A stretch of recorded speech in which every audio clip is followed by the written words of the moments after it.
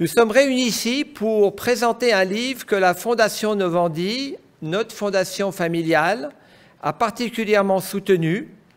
Son titre, 1942-1944, Boncourt, un dilemme suisse. Ce livre souligne l'engagement humanitaire d'hommes et de femmes de Boncourt qui se sont particulièrement distingués en accueillant des réfugiés durant la Seconde Guerre mondiale. À titre personnel, j'ai toujours été impressionné par l'esprit de charité chrétienne qui anima mes arrière-grands-parents, Odile et Albert, ainsi que mes grands-parents Léon et Marguerite. Les valeurs chrétiennes qui les ont animés, et en particulier leur participation à l'organisation du transfert des 13 500 enfants de la région de Belfort en 1944 avec la famille Viellard en France, m'ont motivé à faire connaître cette histoire unique. Avec M. Turel, nous avons mis en lumière différents dilemmes historiques, les ambiguïtés des autorités ou des porteurs de responsabilités civiles suisses comme les chefs d'entreprise. Ensuite, la Fondation Novandie a souhaité soutenir ce travail de mémoire, commencé il y a plus de 2 ans. Il prend toute sa signification dans le contexte géopolitique actuel et face aux fractures dans la société civile. En résumé, ce livre constitue un acte de mémoire et rend hommage aux héros de Boncourt et de Suisse. Je tiens d'abord à présenter la Fondation Novandie qui organise cette rencontre. Cette fondation a été créée par moi-même et mon mari en 1997.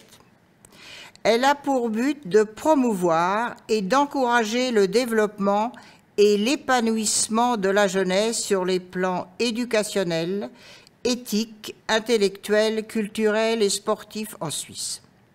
Je rappelle la devise de mon mari Charles, « La force d'un pays, c'est sa jeunesse, et l'atout de la jeunesse, c'est sa formation ».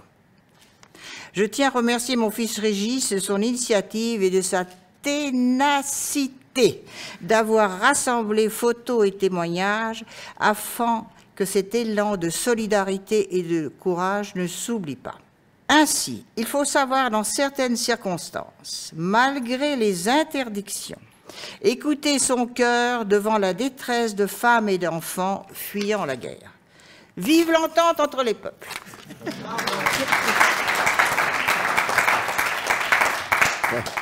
Alors, quelle est la problématique du livre?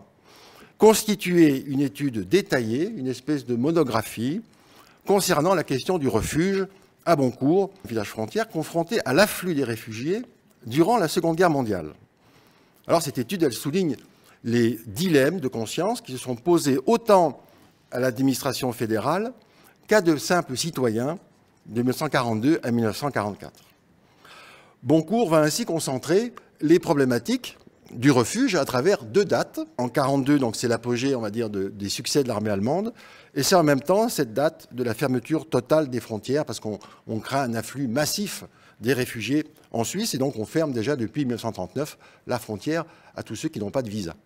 Certaines familles de Boncourt se positionnent en conscience face à ces décisions fédérales très restrictives, portant cette tradition d'accueil de leur pays à bout de bras, risquant la prison, et pour certains d'entre eux, comme Yvonne Quin, l'incarcération pour l'aide clandestine à la frontière.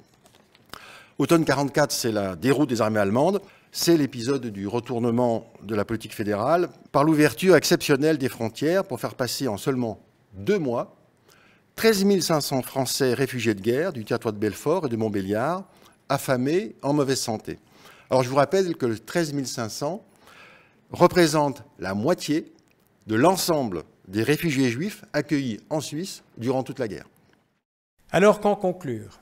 Faire de la Suisse le refuge de l'enfance dévastée par la guerre revêt une dimension morale et symbolique non négligeable pour un pays qui cherche à valoriser sa neutralité. Que la force d'une population épargnée par les traumatismes et les conflits, son investissement individuel et collectif, temporel ou financier, son empathie à la souffrance de l'autre, dans l'observation des principes fondamentaux d'humanité, d'indépendance, d'impartialité, de neutralité et de respect, contribue à créer le lien social et à rendre leur grandeur à nos sociétés. Nous aussi, nous devons être des Quins, des Joureaux, des Bourquenais, des Burrus et des Vielard. Qu'ils soient remerciés pour leur exemple. Merci de votre attention. Le matin, on est parti. Les mères avaient accompagné leurs enfants, elles étaient en larmes. Je précise que ces mères étaient toutes des femmes seules, leurs maris étaient ou dans la résistance ou prisonniers. Elles avaient dû prendre la décision toutes seules, et c'était des jeunes mères. La mienne avait 25 ans. Et nous sommes arrivés à Delle. Alors là, des personnes nous attendaient, c'était des Allemands, il y en avait beaucoup, il y en avait une 10, 12, je ne sais plus exactement, mitraillettes au poing. Et là, on est parti dans un village, on ne savait pas que c'était Boncourt, on l'a su après. Et nous avons été reçus dans une énorme maison, moi j'appelais ça un château, c'était dans la famille Burrus.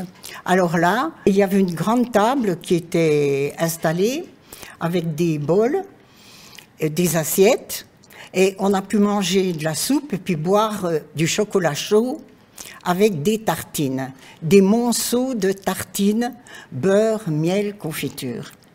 Et on en avait tant qu'on voulait.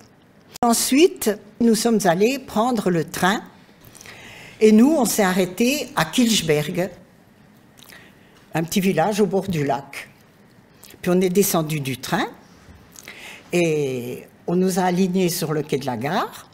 J'ai eu sommeil et je suis allée m'asseoir sur un banc et je me suis endormie. Je me suis réveillée sur un canapé entourée de jouets. Jusqu'à maintenant, ces moments sont restés dans ma mémoire. Je ne les ai jamais oubliés. Et j'ai une grande gratitude envers la Suisse.